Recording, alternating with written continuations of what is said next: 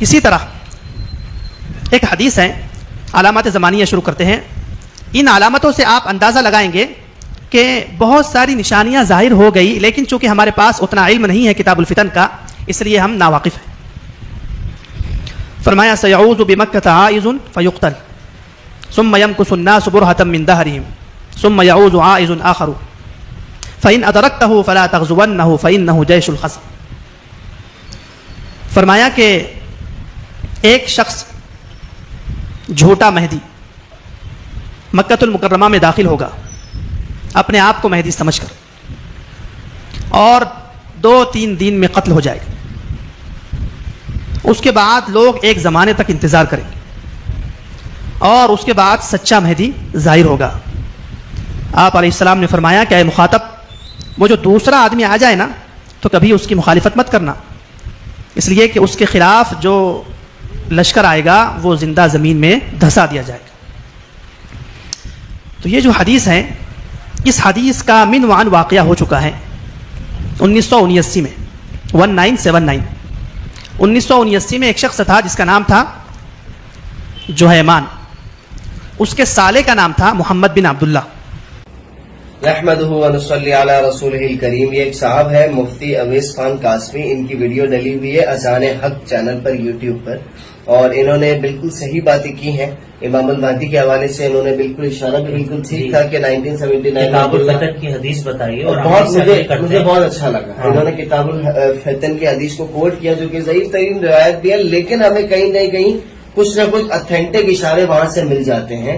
اور یہ بات بالکل ٹھیک ہے ان کی کہ عبداللہ کہانی نے دعویٰ کیا اور پھر تھوڑا ہی عرصے میں مار دیا گیا، جہنم حاصل کر دیا گیا. اس حدیث میں کہ اس کے بعد جو آئے گا لوگ انتظار وہ اصل ایمان. اور اب میں آپ کو ایک گڈ نیوز دیتا چلوں کہ ایک شخص ہے ہمارے پاکستان میں ہے، لاہور کے رہائشی ہیں، سید محمد قاسم بن عبد الکریم ان کا نام ہے.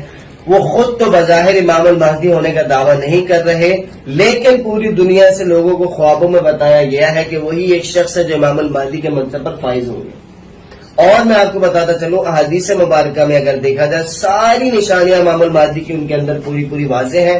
800 سے زائد دفعہ وہ اللہ پاک سے پردے کے پیچھے سے خوابوں میں ہم کلام کر چکے ہیں، اور نبی اکرم صلی اللہ علیہ وسلم کی زیارت انہیں 500 سے زیادہ دفعہ اللہ پاک نے کروائی ہے.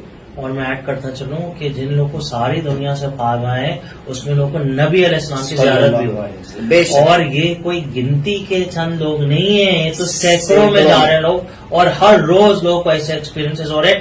خاص طور پر جو اس معاملے میں استخارہ کر رہے ہیں ان کو یہ ساری چیزیں ان کے سامنے حقائق کر دیے جاتے ہیں. دنیا کے کونوں کونوں سے الگ الگ رنگ و نسل کے لوگ جو آج تک قاسم بھائی سے ملے بھی نہیں ہیں، اور کہنے کا مقصد یہ ہے ان کی اپنی زبان پہ وہ ویڈیوز بنا رہے ہیں کیونکہ ان کو غالباً حکم ہوا ہے خوابوں میں کہ محمد قاسم کی مدد کی جائے. اور یہ ہمیں حدیث سے بھی ثابت ہے 4088 ابن ماجہ، مشرق سے لوگ ظاہر ہوں گے جو مہدی کی حکومت کے لیے زمین اموال کریں گے، اور مشرق میں جو لوگوں نے پہچانا ہے وہ بھی ہمیں حدیثوں سے ملتا ہے کہ وہ مبشرات کے علاوہ کوئی اور ذریعہ نہیں ہو سکتا. مفتی اویس صاحب بھی سے گزارش ہے کہ اس پر غور کریں. خود انہوں نے فرمایا ہے کہ پہلا جو 1400 صدی میں جھوٹا آ گیا اس کے بعد جو ہے اس پر غور کرنا چاہیے. بالکل صحیح بات. اس کی تفصیلات بھی بتا رہے. تو وہ تو چلا گیا جھوٹا، لیکن اب جو آ رہے ہیں وہ آ گئے ہیں.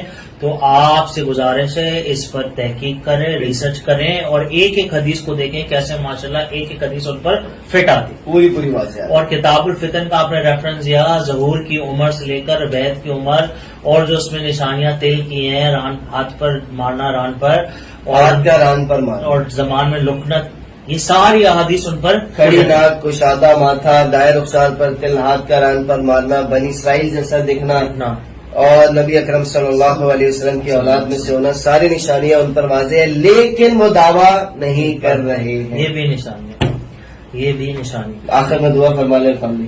بس اللہ سبحانہ تعالیٰ ہم سب کو حق دکھا، اس کی اتباع کرنے کی توفیق عطا فرمائے.